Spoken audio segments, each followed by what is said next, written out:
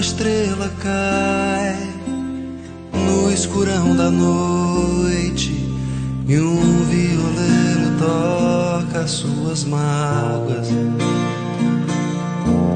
Então os olhos dos bichos vão ficando iluminados, rebrilham neles estrelas de um sertão enluarado.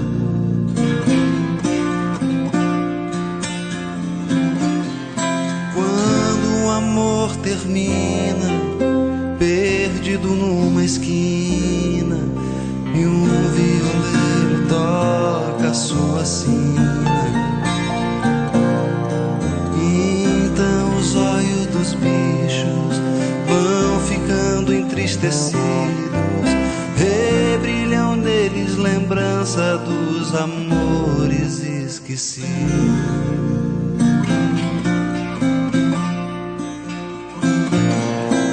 Quando o amor começa, nossa alegria chama, e um violeiro toca em nossa cama. Então os olhos dos bichos são os olhos de quem ama, pois a natureza é isso, sem medo, nem dó, nem drama.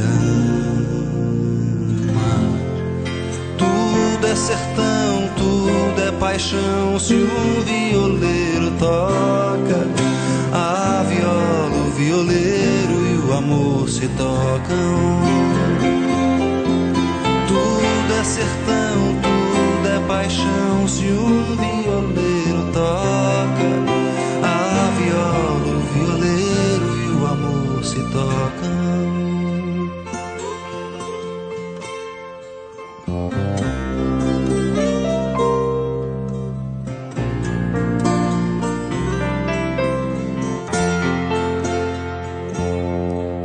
Quando o amor começa, nossa alegria chama, e um violeiro toca em nossa cama.